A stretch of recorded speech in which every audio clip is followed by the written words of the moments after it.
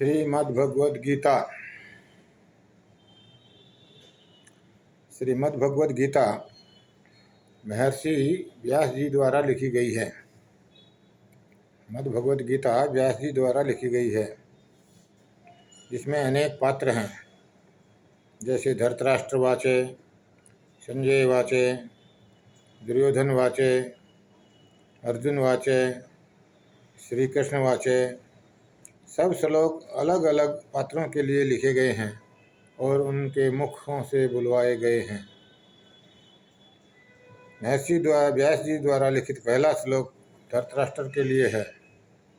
धर्म क्षेत्रे कुरुक्षेत्रे संवेतायुयुत्सव, धर्म क्षेत्रे कुरुक्षेत्रे संवेतायुयुत्सव, मामका पांडवाश्चैव किं कुर्वत संजय।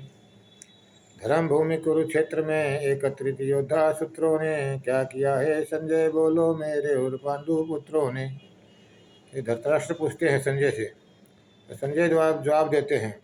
अब दूसरा श्लोक संजय के लिए है। संजय श्री कहने लगे हे कौरव महाराज, संजय श्री कहने लगे हे कौरव महाराज, जो देख रहा युद्ध क्षेत्र में बतलाता हूँ विस्तार। पांडव सेना का व्यूह देख पहुंच गुरु द्रोण के पास, दुर्योधन है कह रहा लेकर एक लंबी सांस। ये तीसरा श्लोक दुर्योधन के लिए है। बूढ़े पितामह भीष्म ने दुर्योधन का दिल हर्षा दिया, शेर की तरह गरज कर युद्ध का बिगुल बजा दिया, शेर की तरह गरज कर युद्ध का बिगुल बजा दिया। उसके साथ ही बज उठे सब ढोल शंख मृदंग, सभी बाजों के एक साथ हुई कुरुक्षेत्र शांति भंग। सभी बाजों के एक साथ हुई कुरुक्षेत्र शांति भंग, सभी बाजों के एक साथ हुई कुरुक्षेत्र शांति भंग। सफेद घोड़ों के उत्तम रथ में बैठे हुए अर्जुन और श्रीकंत, अलौकिक शंख बजा उठे से फिर पार्थ और भगवंत, अलौकिक शंख बजा उठे फिर पार्थ और भगवंत। नभ पृथ्वी गुंजा सबने कर दिया दृश्य प्रस्तुत ऐसा, कौरव दल था कांप उठा आंधी में पत्ते के जैसा, आंधी में पत्ते के जैसा।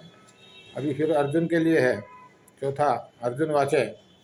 अर्जुन फिर कहने लगे, देख मित्र भाई गुरु युद्ध में, रथ को खड़ा करो केशव दोनों सेना के मध्य में, रथ को खड़ा करो केशव दोनों सेना के मध्य में। युद्ध इच्छित सब वीरों को मैं आज देख लूं केशव, युद्ध इच्छित सब वीरों को मैं आज देख लूं केशव, किस किस को युद्ध में मरना है मैं आज समझ लूं केशव। इस दुर्बुद्धि दुर्योधन का युद्ध में हित चाहने वाले, देखूंगा इसे सेना में वे राजा लोग आने वाले। अर्जुन को ये कहने पर दोनों सेनाओं के बीच, हे नृप माधव ने रथ रोका घोड़ों की राशों को खींच, हे नृप माधव ने रथ रोका घोड़ों की राशों को खींच। फिर अर्जुन व्याकुल हो गया, बोल दिया, नहीं मैं युद्ध नहीं करूंगा केशव। तब भगवान समझाते हैं उसको। अर्जुन कृष्ण वाचे दूसरा अध्याय। शोकाकुल और अश्रुपूर्ण देख पार्थ के नैन, मधुसूदन कहने लगे अर्जुन को ये बहन, ऐ समय हुआ क्यों मोह तुझे अपयश को लाने वाला, श्रेष्ठ पुरुष का नहीं आचरण मोह भ्रांति पाने वाला, ना कीर्ति देने वाला ना स्वर्ग ले जाने वाला, इसलिए हुआ यह मोह तुझे हीन भाव लाने वाला। निष्क्रियता को मत प्राप्त हो त्याग हृदय की दुर्बलता, हे परम तप उचित नहीं तुम में आनी ये निर्बलता। त्याग हृदय की दुर्बलता को युद्ध के लिए खड़ा हो जा, तू हुआ मोह को प्राप्त लोग समझेंगे तेरी कायरता। फिर आता है अर्जुन वाचे। ये सब महर्षि व्यास जी के लिखे हुए श्लोक हैं। और फिर अर्जुन बोल रहा है, पितामह पर कैसे वार करूँ हरिसूदन, द्रोणाचार्य गुरुभूत रणभूमि में पितामह पर कैसे वार करूं हरिसूदन, द्रोणाचार्य गुरु पूजनीय है इनसे कैसे लड़ूं हरिसूदन। इन्हें मारे अपने को कैसे भाग्यशाली समझूंगा मैं, भिक्षा मांग कर खानाति कल्याणकारी समझूंगा मैं, भिक्षा मांग कर खानाति कल्याणकारी समझूंगा मैं।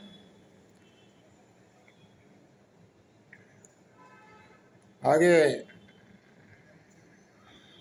आगे भगवान आत्मा का वर्णन करते हैं।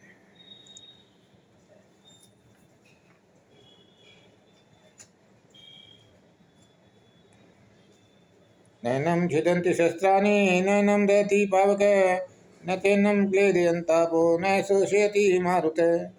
ये आत्मा का वर्णन करते हैं। वासांसि जीर्णानि यथा विहाय नवानि गृह्णाति नरोपराणि तथा शरीरानि विहाय जीर्णान्यानि संयाति नवानि देहि। मनुष्य कपड़े फटने पर बदलता है जिस तरह, तन छिन्न होने पर आत्मा चोला बदलती उसी तरह। न शस्त्र से काट सकता है, न आग से जला सकता, न वायु से सुखा सकता, न जल ही से गला सकता।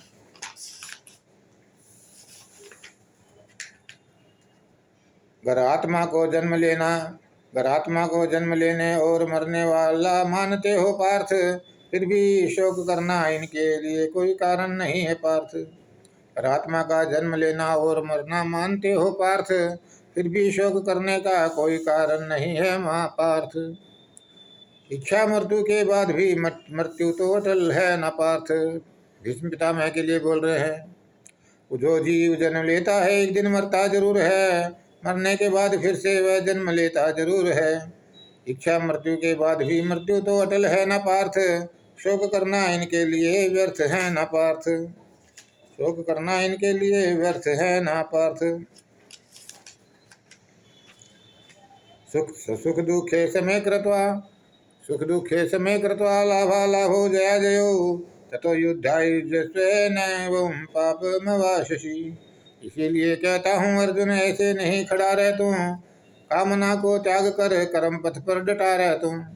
लड़ने का निश्चय करके लड़ने को तैयार हो तू, हार जीत समान समझ युद्ध को बेकरार हो तू। सुख दुख सही समान समझ धर्म को तू प्राप्त होगा, धर्म युद्ध के करने से तू पाप को नहीं प्राप्त होगा। धर्म युद्ध के करने से तू पाप को नहीं प्राप्त होगा। जो व्यक्ति विषय भोगों में मन से लिप्त हो जाते हैं, वेद वाक्यों से जो अपनी प्रीति खो जाते हैं, कर्म फल से स्वर्ग मिलता है जो यह जान जाते हैं, स्वर्ग से ऊपर कुछ नहीं वे यही सत्य मान जाते हैं। अगले जन्म में सुख पाने को बहुत लोग दान धर्म करते हैं, अविवेकी जन ऐसी ही अनर्गल बातें करते हैं। ऐसी बातों से जब दिमाग घुमा दिया जाता है, विषय भोगों में जो खुद को आसक्त पाता है, परम पिता परमात्मा में ध्यान लगा नहीं पाता है, स्वर्ग से ऊपर और कुछ कभी सोच नहीं पाता है। इस प्रकार के लोगों की बुद्धि कभी स्थिर नहीं होती। इनकी बुद्धि परमात्मा में कभी भी लीन नहीं होती। आगे भगवान कृष्ण कहते हैं, कर्मण्येवाधिकारस्ते मा फलेषु कदाचन मा कर्म फल हेतुर्भुर्मा ते संगो वस्तु कर्मणि। कर्म का केवल कर्म करना ही बस तुम्हारे बस में है। कर्म फल प्राप्त करना तुम्हारे अधिकार में नहीं। कर्म फल की आशा के कभी तुम गले पड़ना नहीं, क्योंकि कर्म ना करना भी तुम्हारे अधिकार में नहीं।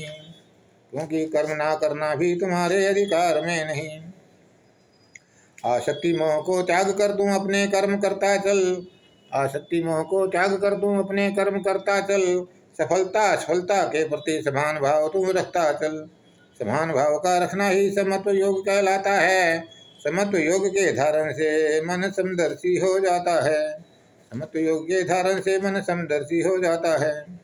समदर्शी बुद्धि योग में काम कर्म अतिहीन है, तू समबुद्धि में रक्षा ढूंढ फल का हेतु दीन है।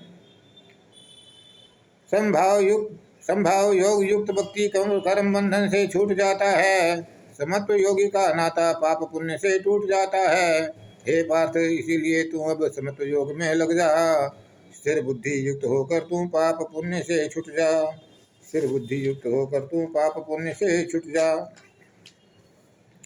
आगे कहते हैं, दुख के होने से जिसे दुख की अनुभूति नहीं होती, सुख के होने से जिसे सुख की अनुभूति नहीं होती, जिसका वितराग भय क्रोध जब सब नष्ट हो जाता है, वह इच्छा रहित महात्मा स्थिर बुद्धि युक्त कहलाता है। जिसे किसी से स्नेह नहीं, शुभ या शुभ का लेह नहीं, वह चित्त प्रज्ञ कहलाता है। जिसे राग या द्वेष नहीं, कछुए की तरह समेट लेवे जो अपने विषय विकारों को, कछुए की तरह समेट लेवे जो अपने विषय विकारों को, स्थिर बुद्धि होगा वही जो त्यागे विषय विकारों को, जो त्यागे विषय विकारों को। आगे भगवान कहते हैं, भोगों में मन रखने वाले जिसकी जिसमें रुचि होगी, भोगों में मन रखने वाले जिसकी जिसमें रुचि होगी, उसकी उसमें आसक्ति और आसक्ति से इच्छा होगी, आसक्ति से इच्छा होगी। इच्छा पूर्ति ना होने से क्रोध अग्नि पैदा होगी, इच्छा पूर्ति ना होने से क्रोध की अग्नि पैदा होगी, क्रोध की अग्नि पैदा होने से यह बुद्धि मूढ़मती होगी। क्रोध में अच्छा भला मनुष्य मूढ़मती हो जाता है, मूढ़मती हो जाने से उसे स्मृति भ्रम हो जाता है, स्मृति भ्रम हो जाने से वह बुद्धि भ्रष्ट हो जाता है, बुद्धि भ्रष्ट हो जाने से सब नष्ट भ्रष्ट हो जाता है, सब नष्ट भ्रष्ट हो जाता है। आगे भगवान श्री कृष्ण तीसरे अध्याय के तीसरे श्लोक में, 14वें अध्याय के 6ठे श्लोक में और 15वें अध्याय के 20वें श्लोक में अर्जुन को हे निष्पाप अर्जुन कहकर संबोधित करते हैं। उनका भगवान अर्जुन को हे निष्पाप कहना यह बात सिद्ध करता है कि अर्जुन पापी नहीं है। अगर अर्जुन पापी नहीं है तो हम पापी कैसे हो सकते हैं? यह एक पहेली है, समझना पड़ेगी। यह पहेली क्या है कि कृष्ण भगवान जो हे निष्पाप अर्जुन बोल रहे हैं, वो अर्जुन की आत्मा के लिए बोल रहे हैं, हे निष्पाप अर्जुन। क्योंकि आत्मा तो कभी कोई काम करती नहीं है। आगे भगवान ने भी कहा है, न माम कर्माणि लिप्यन्ते न मे कर्म फले सप्रहा यो माम अभिजानाति, न माम कर्माणि लिप्यन्ते न मे कर्म फले सप्रहा यो माम अभिजानाति स भीर्न स बध्यते। वह कर्मों से नहीं बंधता। कर्म तो शरीर करता है, स्वार्थ में, लालच में, अहंकार में, क्रोध में, और जब आत्मा शरीर से निकल जाती है तो शरीर को जला दिया जाता है। जले हुए शरीर की राख से कोई किसी का संबंध नहीं होता, न पुनर्जन्म का, न पहले जन्म का, न पिछले जन्म का, न अगले जन्म का। और आत्मा को तो नरक में डाला नहीं जा सकता, क्योंकि आत्मा ने तो कोई काम किया ही नहीं। काम जो किया था शरीर ने किया था, शरीर जल गया। स्वर्ग नरक सब बेकार की कहानियां हो गए। आगे भगवान कहते हैं, यदा यदा ही धर्मस्य ग्लानिर्भवति भारत अभ्युत्थानम धर्मस्य तदात्मानं सृजाम्यहम् परित्राणाय साधूनां विनाशाय च दुष्कृतां धर्म संस्थापनार्थाय संभवामि युगे युगे। यहाँ भगवान कहते हैं कि मैं हर युग में अवतार लेता हूँ, दुष्टों का नाश करने के लिए और साधु संतों का ताप हरने के लिए मैं हर युग में अवतार लेता हूँ। ऐसा लगता है भगवान कृष्ण को मोक्ष से कोई संबंध नहीं है, वो आवागमन में विश्वास रखते हैं, इसलिए बार बार अवतार लेते हैं। आगे देखो भगवान कृष्ण का क्या कहते हैं। 18वें अध्याय के 61वें श्लोक में भगवान कृष्ण कहते हैं, ईश्वर सर्वभूतानां हृदय से अर्जुन तिष्ठति भ्राम्यन् सर्वभूतानि यंत्रूढ़ानि मायया। ईश्वर सर्वभूतों के हृदय में वास करता है। परमात्मा की आत्मा सभी प्राणियों के हृदय में वास करती है। इसीलिए सभी प्राणी परमात्मा की तरह ही हुए। तमेव शरणं गच्छ सर्वभावेन भारत। हे अर्जुन, तू सर्वभाव से उस आत्मा की शरण में जा, उसकी कृपा से तू परम शांति को प्राप्त कर लेगा, परम अविनाशी परम पद को प्राप्त कर लेगा। ये बातें कहते हैं। फिर लास्ट में फिर कहते हैं, सर्वधर्मान् परित्यज्य मामेकं शरणं व्रज, सर्वधर्मान् परित्यज्य मामेकं शरणं व्रज, अहं त्वा सर्वपापेभ्यो मोक्षयिष्यामि मा शुचः। सब धर्म कर्म को त्याग कर तू मेरी शरण आ जा। मुझे सबका आधार समझ तू मेरी शरण पा जा। मैं तुझे तेरे सभी पापों से मुक्त कर दूंगा, परम कल्याणकारी मोक्ष तुझे प्रदान कर दूंगा। बड़ी विचित्र बात है, गीता में भी बड़ी बड़ी बातें। मन मना भव मद भक्तो मध्याजी माम नमस्कुरु मामे वैशिष्य सत्यम ते प्रतिजानो प्रियोसी में। मेरा भक्त बन, मेरी पूजा कर, मेरी पूजा कर, मेरा भक्त बन। फिर ब्रह्मा विष्णु महेश का क्या होगा केशव। धन्यवाद धन्यवाद।